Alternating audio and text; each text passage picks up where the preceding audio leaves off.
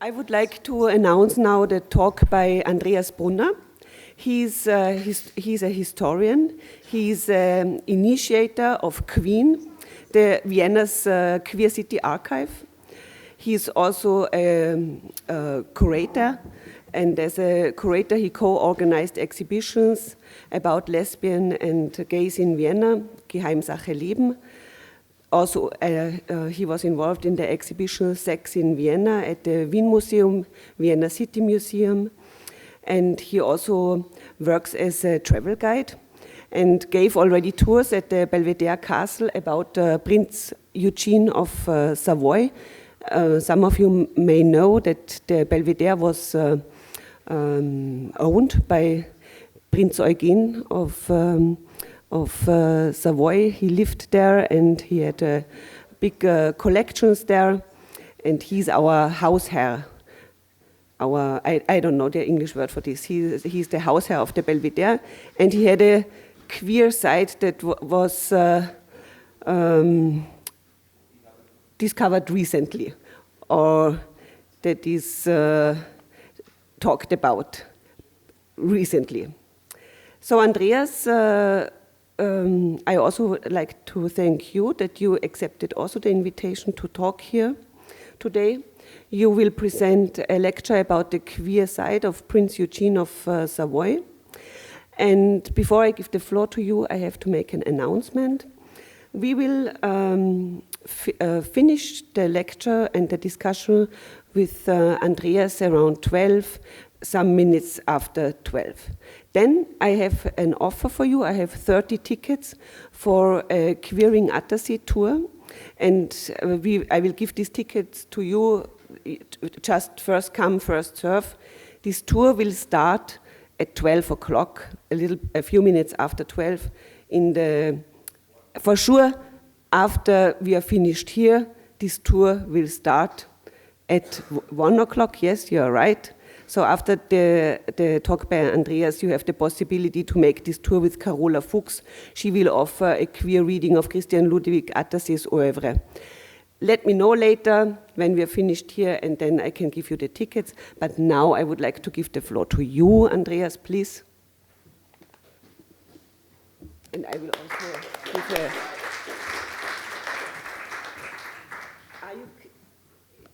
Passt das für dich so hier? Ja, das passt so. Muss ich nur schauen. Das ist meine Präsentation. No?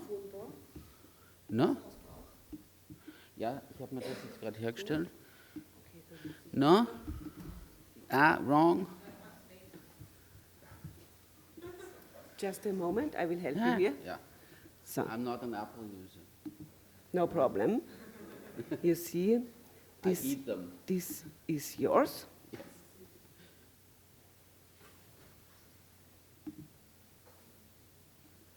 Okay. Please. Wonderful. Yeah, welcome here at the Belvedere 21. It's a pleasure for me to give you a little talk about Prince Eugen and some queer thoughts about him. I do not go very much into the detail of the personal history of Prince Eugen and his castle, the Belvedere, the upper and the lower Belvedere. I give a lecture on a big exhibition that is almost 10 years ago. In 2010, the Belvedere showed a big Prince Eugen exhibition, and I refer to that. Yeah, a queer reading of the exhibition Prince Eugen, General Philosopher and Art at the Belvedere in 2010. I would like to say in advance that I'm not a queer theorist. I would rather describe myself as a queer practitioner. In my work as a curator and tour guide, I question objects and sources in a queer reading. How I do that in my practice, I would like to show you with a tour I developed almost 10 years ago for an exhibition at the Belvedere. I would like to use the example of the great Prince Eugen exhibition entitled Prince Eugen, Commander, Philosopher and Art Lover, that was shown from February 11 to June 6, 2010 at the Belvedere. At that time, I was commissioned by the LGBTIQ group of the Viennese Greens to develop a tour the other way round, which subjected the exhibition, but with a different reading, a queer reading. You see the leaflet from the Green Party invitation for the exhibition. So that is the cover of the catalog.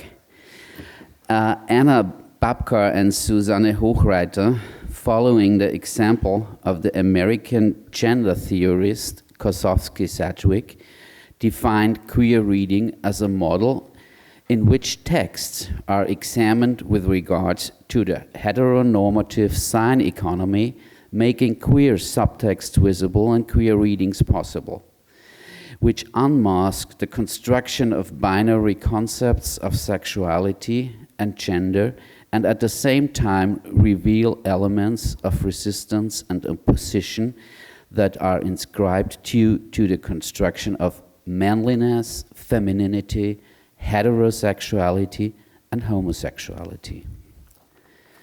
But coming back to the exhibition, that Prince Eugene might have preferred male sex partners was not concealed by the curator of the exhibition, Marie-Louise Plessen. I do not want to identify Eugene as homosexual or even gay. That's why I said that he preferred male sex partners. Something? Okay? Better? Okay. Thank you. I identify him as a man who had sex with men. And the sex was the issue. We will see that a little later. The famous quotation of Liselotte of the Palatine, whose letters represent the central source for the homosexuality attributed to Eugene, opened the exhibition.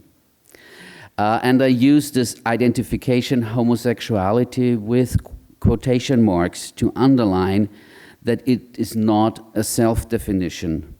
It is described from others from outside on Eugene. This quote from Liselotte was emblazoned in excerpts right on the opening wall of the exhibition. I will bring the translation of the full quote. Liselotte wrote, "He does not incommodate himself with ladies. A few beautiful henchmen would be better his thing. With the young people, he had often acted the lady." End of quotation. In different letters, she also tells that he appeared at court with friends in ladies' dresses and was called Madame l'Ancienne. Today, in German-speaking countries, we would say with a Tundenname, with a fag name. Eugene is described as an effeminate, cross-dressing man, the complete contradiction to his fame as a war hero, the complete, the complete contradiction to his fame as a war hero, the ultimative heteronormative definition. So in this exhibition, which was a glorification of Eugene as a commander, philosopher, and art lover, all predominantly male attributions, the information that he preferred beautiful henchmen remained the only reference to Eugene's homosexuality, which was displaced, the exhibition, in the entire lower Belvedere, including the orangery. Before I dedicate myself to the exhibition itself, I would like to turn briefly to Liselotte of the Palatine, and the question what understanding of non-heteronormative sex shaped Eugene's time. Here is a painting by Hyacinthe Rigaud from Charlotte Liselott that was also displayed in the exhibition. Lieselotte von der Pfalz, as she is called in German, married Charlotte of Orléans, was a duchess of the electorate of Palatine, and had a typical fate of a noble woman of her time. For political reasons, she was married to Philip of Orléans, the brother of King Louis XIV of France, who lived his relationship with male lovers openly at the court of Versailles. As a discarded wife isolated at the French court, Lieselotte wrote thousands of letters in which she told her relatives about her life and the court life in Paris. The truthfulness of her statements about Eugene's sexual orientation was repeatedly doubted in research with often adventurous explanations. Eugene was a hated and feared war hero in France at his lifetime. After he fled from France to the arch-enemy of the French king, to the Austrian Emperor Leopold I, and after the sensitive military defeats he inflicted on Louis XIV, Lieselotte's remarks about Eugene's homosexuality were therefore read as political propaganda. Eugene's reputation was to be damaged by this denunciation. Apart from the fact that Lieselotte's influence is by far overestimated in this interpretation, the letters were mainly addressed to her female relatives and were not intended for much more than slippery salon conversation. They also show a lack of knowledge about the accusation of same-sex sexual encounters, what that meant during Eugene's time.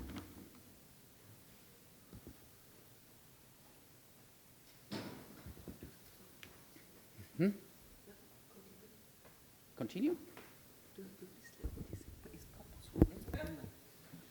The legal, is that okay? Do you, is it, huh? It is popping, you know, it is pop, so but Pop, just pop. continue. Okay. The legal situation, is that's good now? Okay, thank you. The legal situation was that sodomitic acts, as they were called in Eugene's times, were persecuted.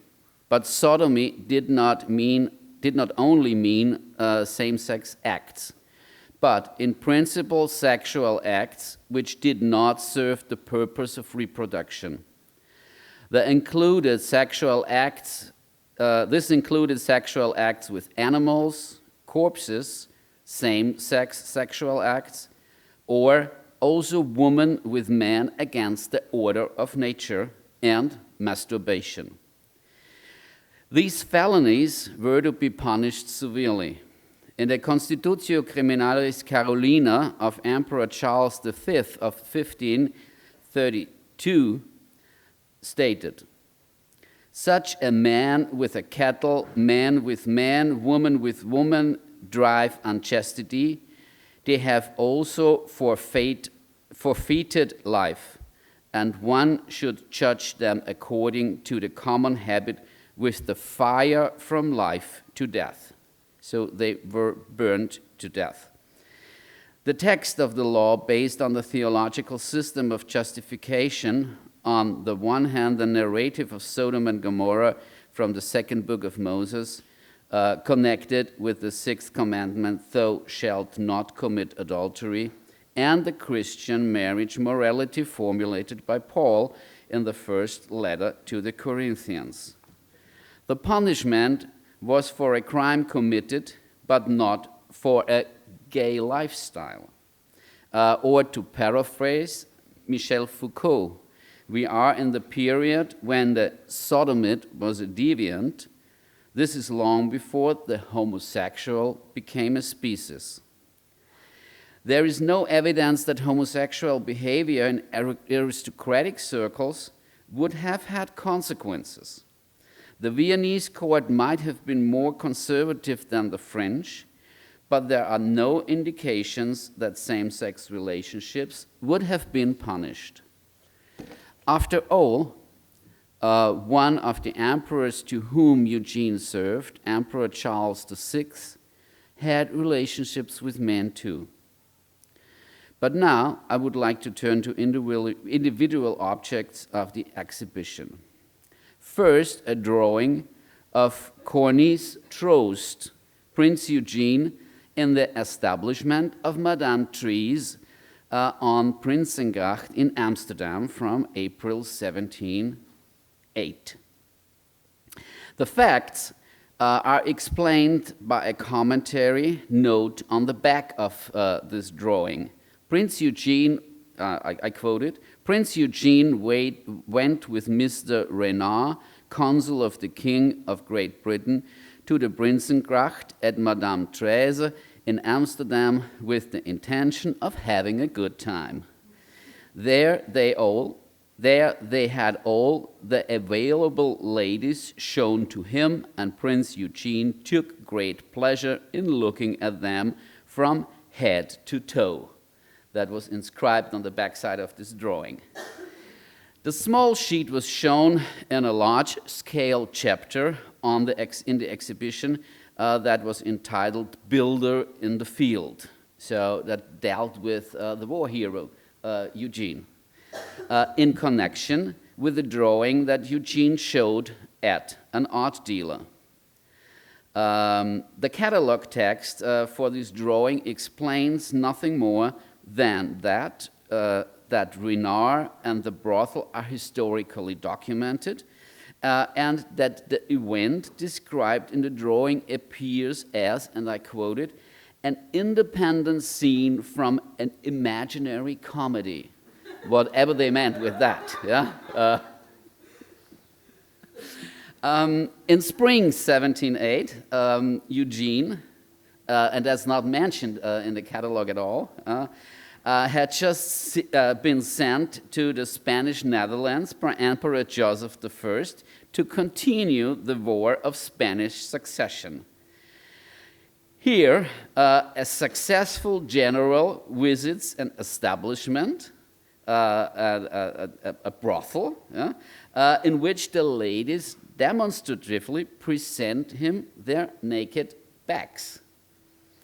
I have always wondered why the draftsman chose this scene for his imaginary comedy.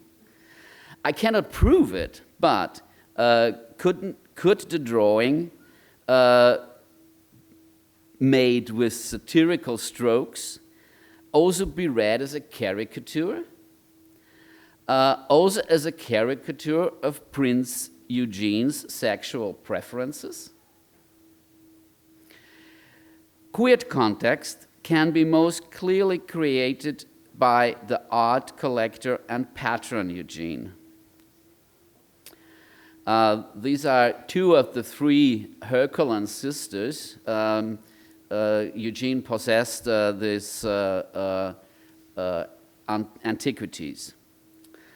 Eugene received the three Herculean sisters as a gift from a general stationed in Naples who found them during wild excavations in Herculaneum, which was buried but still unknown at the time. After Eugene's death, they are acquired by Elector Friedrich August II of Saxony for his collections in Dresden.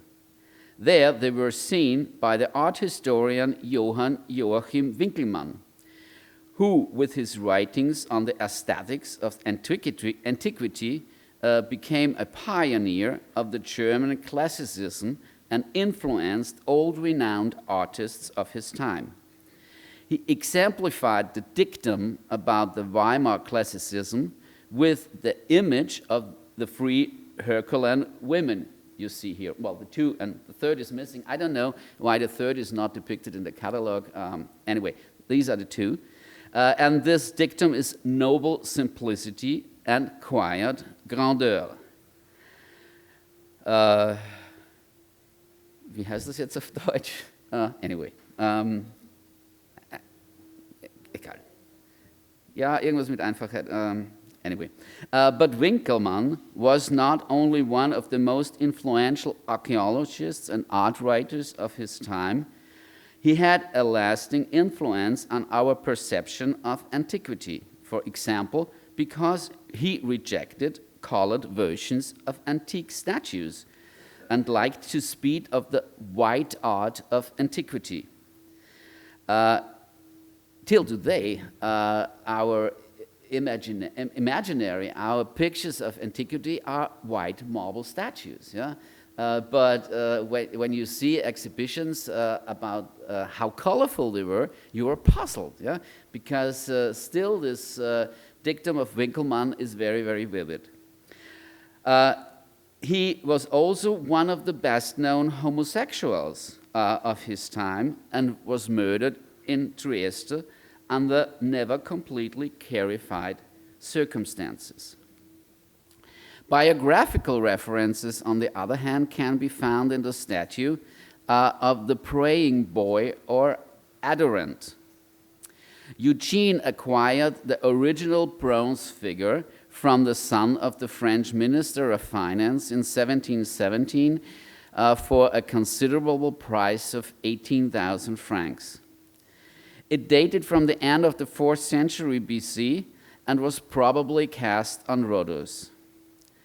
The exact interpretation remains open since both arms were already lost in antiquity, and one does not know whether, or if so, what the boy was holding in his hands. The statue probably stood in the city palace of Eugene, and after his death it came directly into the possession of Frederick the Great of Prussia. Frederick had the statue of the boy erected in the park of his favorite palace, Sanssouci, near Potsdam. Biographical references between Eugene and the young Frederick are also made in the exhibition, with a painting of the young Friedrich by Antoine Pence? I don't know. In the course of the exhibition, it is discussed that Frederick revered Eugene as a teacher, as he met the aged 71-year-old general in person in the course of the Polish War of Succession. A quotation on the exhibition wall testified Frederick's admiration. The Frederick quote, "If I am good at something, if I know something about my craft, especially in difficult subtleties, then I owe it to Prince Eugene." However, the exhibition conceals another point of reference. A few years earlier, Prince Eugene, together with Emperor Charles VI, had already intervened in Frederick's favor with his father, the soldier Emperor Friedrich Wilhelm I of Brandenburg, when Frederick was threatened with charges of treason. The artistically gifted Frederick suffered from the draconic military education of his father and fled from it with the help of his lover Hans Hermann von Katte. The plan failed, and the punishment was drastic. Katte was executed in front of Frederick's eyes, a long-life trauma for Frederick. There is no evidence that Eugene was informed about the nature of the relationship of Frederick and Katte, but the statue of the young boy is an evidence that in the objects of an exhibition, queer stories are inscribed. An important part of the exhibition was dedicated to Eugene as an art collector and patron. One of the paintings is from Francesco Albani. Hermaphrodite refuses Salmazzi's embrace from 1645-50. In his Metamorphosis, Ovid tells the story of the nymph Salmacis, who falls immortal in love with 15-year-old Hermaphroditus.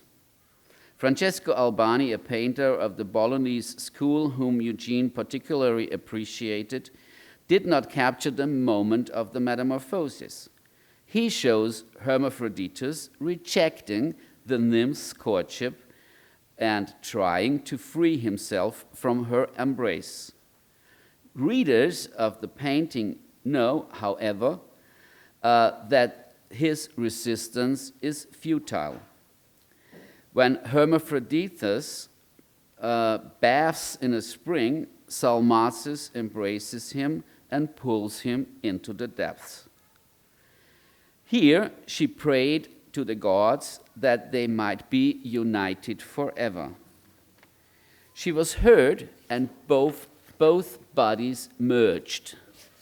The new body became a hermaphrodite, which had female dimension and breasts, but male genitals.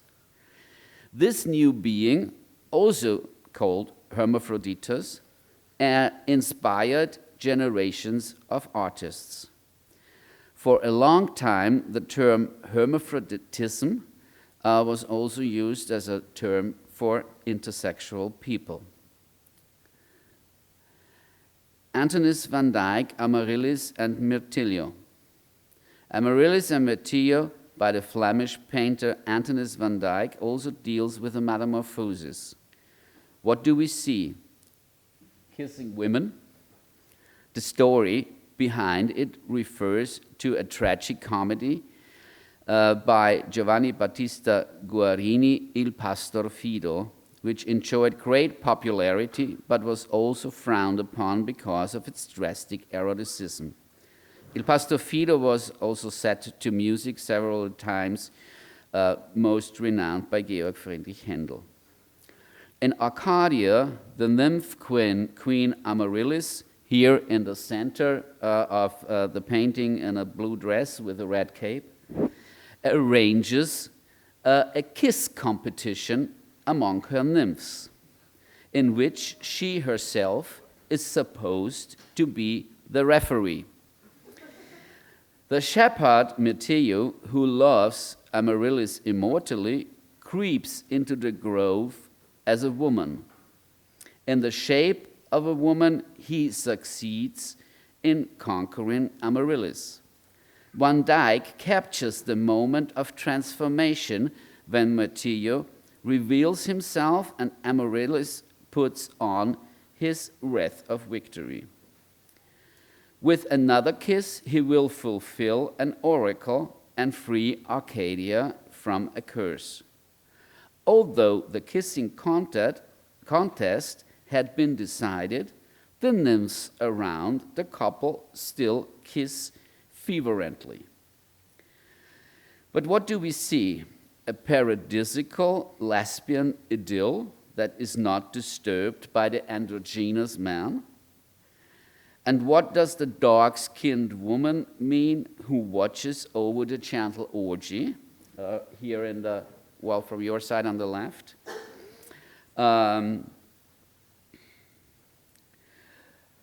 With this figure emphasizing the foreign, the exoticism of the scene is intensified and transported into the world of others. But what does this mean for a queer reading of the painting? I'm not sure myself, but probably we want to discuss that a little later. As a curator or a tour guide through an exhibition, I do not see it as my duty to answer all questions, to give final interpretations of objects or pieces of art. Sometimes it is more interesting to raise questions and start a communication or a conversation with the audience. For me, the queer reading of the exhibition included not only the biographical or art historical references to queer themes, but also the questioning of power mechanisms that were presented uncritically in the exhibition. On the one hand, this concerns the image of women, which crystallized in the depiction of Eugene's heiress, Princess Victoria of Savoy-Carignan. Since Prince Eugene had left no will, after 3 years of bargaining with the emperor, Eugene's niece was appointed principal heiress of his gigantic fortune. Her father was Eugene's eldest brother, Louis Thomas, who fell from grace both in France and with his family and stayed with Eugene in Vienna. He died young in the War of Spanish Succession. Yeah. Without family and financial support, the princess, who was also described as not particularly pretty, was left with only one path, which was intended for a noble woman of her time that could not have been married. She was put into a monastery. If she had money problems, she turned to Eugene. Otherwise, the contact would have been rather loose. That is a wax bust of Francesco Orso that was displayed in the exhibition. An impressive wax bust showed Victoria of Savoy in the exhibition as an elderly matron.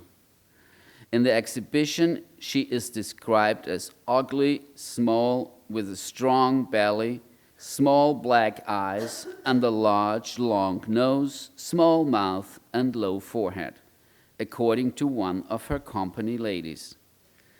The fact that the over 50-year-old was marrying Duke Joseph Heinrich of Saxonia-Hildburghausen, who is 18 years younger than her, earned her the reputation of having squandered Eugene's fortune.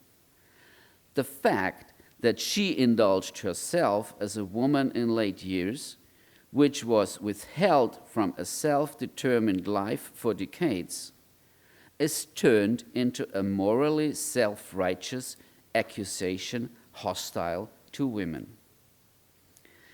The representation of religious conflicts in the exhibition was also completely non-reflective. The Muslim Ottomans in the exhibition are uncritically depicted as cruel warriors and slaughters. Above all, Grand Vizier Kara Mustafa, who was murdered on behalf of the Sultan after the failure of the siege in Vienna in 1683. Mustafa's cranium, so his head, was kept in a glass shrine and exhibited in the Wien Museum, the Vienna City Museum, until 1996. This is a little box like that, with bronze around it and full glass. And inside was Kara Mustafa's head. And it was on display until 1996. In 2007, the cranium was buried at the Vienna Central Cemetery. In the exhibition at Prince Eugene, however, the empty glass shrine was shown as a testimony of the humiliation of Kara Mustafa. But it was not described as a humiliation. It is presented as a gesture of victory in this exhibition. To reinforce the humiliation, a photo of the shrine with the cranium was printed in the catalog. I do not show it here now. In 2010. The persecution of those of other faiths by the Habsburg Counter-Reformation, on the other hand, is ignored in the exhibition. The fact that a few years before Eugene's arrival in Vienna in 1683, he arrived in 1683, all Jews were expelled from Vienna by Emperor Leopold I remains unmentioned, as do the cruel acts of violence against Protestants in the territories conquered by Prince Eugene for the Habsburg Empire from the sphere of influence of the Ottoman Empire.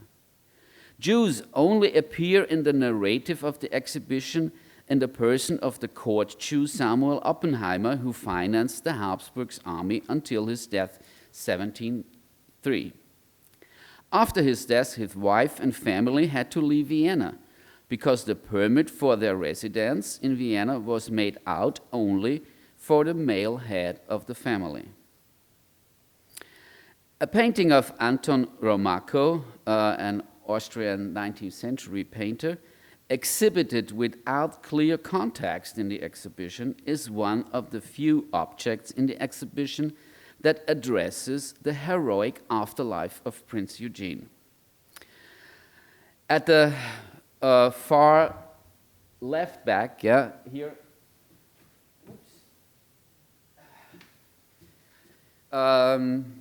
there is Eugen sitting on a horseback with his baton stretched out. In front of him, the heroic turmoil of battle from which he will emerge as an overwhelming victor. Nothing can be seen in the exhibition of the National Socialist adoration of Prince Eugen, of Hitler's plan of a Prince Eugen museum in the Winter Palace of him in the Himmelpfortgasse. Nothing is known of the fact that the 7th SS Freiwilligen Gebirgsdivision, which was mainly recruited from folk Germans from the Banat in northern Serbia, had the nickname Prince Eugen. Nothing is learned of racist neo-Nazi propaganda in the prince's name. Like here, there is a website that's WordPress princeeugene.com, and in 2010, and it's still public in 2019. All these information about this afterlife of Prince Eugen would probably have disturbed the heroic epic that was created in this exhibition.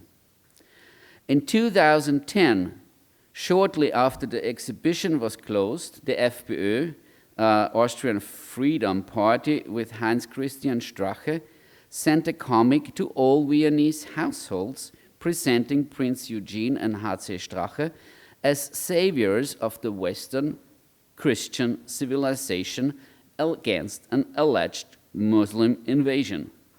In the racist propaganda of the right extreme party, the siege of Vienna in 1683 is combined with the immigration in 2010.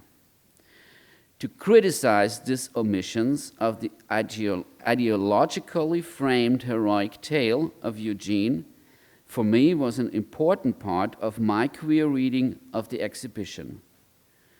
We can go more into details in the discussion. Thank you for your attention.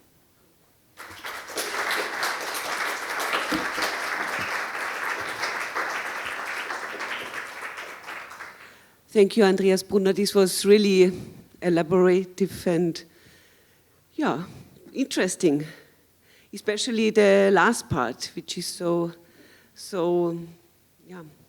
tagesaktuell. It still is, yeah? Yeah, it still is. So I would like to invite you, the audience, to ask Andreas, make comments. It was too much in a short time. Okay. Claire, please. That was a wonderful presentation, and I love the note that you end on, and it really sparked for me the sense that when we start thinking queerly, it's not just different sexualities and different gender identities that start to come into view. We also start to think about this idea of who has been left out of the narrative. And certainly for me in my work, it's that ear for the untold story that comes out very strongly in your talk. I'm curious as to what the response of the museum was to some of the criticisms that you raised, and whether you think that they learned from this experience. They ignored it. Come on, you are here. No, I'm sorry, I can't tell. I presented my tour program officially to the museum, and I said I'm going to do a tour queering Prince Eugene, yeah? And they said, okay, do it. Yeah? And I heard nothing else from them. Yeah? Astonishingly, I did a tour, I guess, 8 to 10 times. Yeah? And the guards in the exhibition already knew me. Yeah? Because they listened to what I was talking about, and they were very interested. Yeah, and on one of my last tour, one of the guards there applauded. Yeah, so they obviously liked it very much what I told there. Yeah, and what I can remember once, because this it is a very conservative exhibition. It was. And it was a very big thing, yeah, at the museum. And so especially interested right-winged Burschenschafter, I don't know what Burschenschafter is in English, yeah? But you might understand, yeah, those right-wings with, fraternities? These right-wing fraternities, they were guests in the exhibition as well, and when I was talking about this caricature about Prince Eugene, or my interpretation about this, yeah, and I was standing in the room and talking loud about anal sex, yeah, and anal intercourse and ejaculation, yeah, I could feel how intimidated they were, yeah? And that was a big fun. To make them insecure. Thank you very much. It was a great talk. Of course, it is very relevant for the contemporary museological situation in Vienna, I presume, and for this institution as well, because Belvedere 21 is a branch of Belvedere and all these palaces where you have the collection of Austrian, early modern Austrian and international art, and I presume that part of the collection is based on Prince Eugene collection as well. So there is a lot of work that can be done with his heritage and his impact on the collecting for the Belvedere. But my question is different because of the far-right appropriation of... Sorry, what? Because of the far-right appropriation of Prince Eugene for the far-right iconography or politics in Austria. This is a question to you, but this is also a question to all the Austrians here. Do you think that this is worth reclaiming Prince Eugene as a queer icon in Austria, or because of the far-right associations it would be too complicated and too complex, and all the military and anti-Semitic history? Of course, I'm not talking about the whitewashing of gay people in history, but on the other hand, do you feel important that this would be topical to queer the Belvedere as an institution set up by, as a palace set up by him, at the same time to queer him as a new icon for Austria, especially that you already have one sort of gay far-right icon like Haider was Austrian as well. So it would be good as an image-making, sort of new image-making production for Vienna and for Austrian state. This is a provocative question, but you finished your presentation with a provocative note as well. Yeah, it is a good question, but I do not think that, well, it was not my intention to pinkwash Eugene, because in the tour I also described what a cruel war hero he was. Yeah? So I did not only reflect his his queer sides, but also his political position in his lifetime, and as a part of the Habsburg Catholic counter-revolution. Today, I think it is very important to present Eugene as a queer icon. Because what I have heard, when I was studying, when I was educated as a tour guide, I was told, well, don't talk about Eugene's homosexuality. People are not interested in. And I said, oh yeah, they are interested in it. It is an issue because for a lot of people it is still hard to cope with that one of the most prominent war heroes in Austrian history could have had sex with men, could have been gay in our words. Yeah? So this is for me a very important implication. He was a warlord, he was a general, an army general, yeah? But also army generals can be queer or gay. And a lot of people, especially from the right-wing part, do not want to accept that. And that's for me an important part of the story.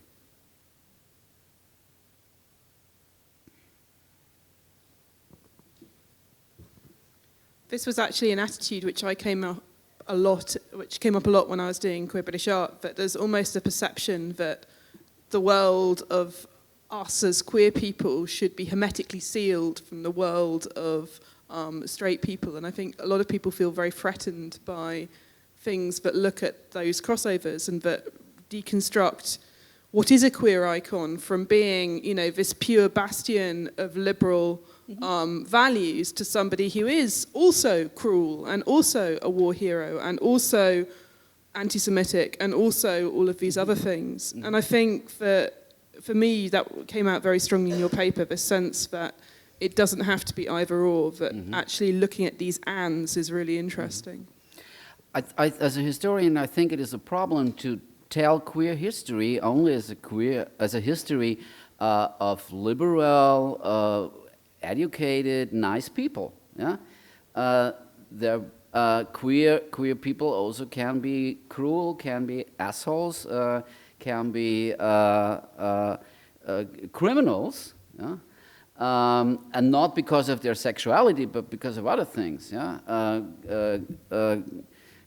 There are a lot of queer people with ideological ideas I do not underline, I do not subscribe. So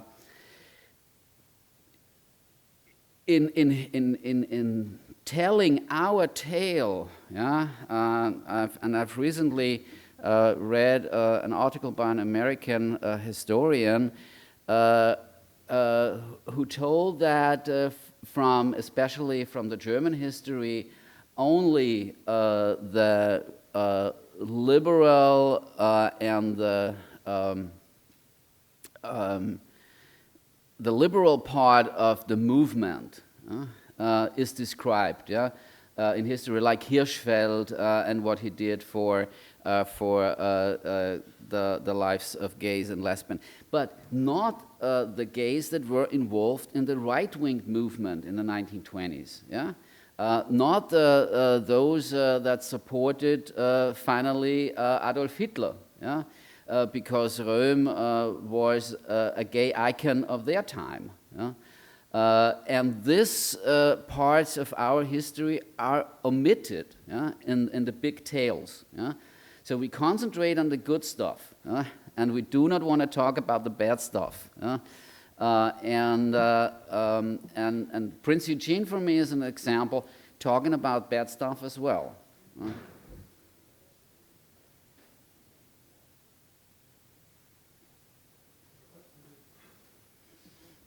More comments or questions? If not, have a nice Attersee Yes. show. And thank you, Andreas, first. Thank you very much for your...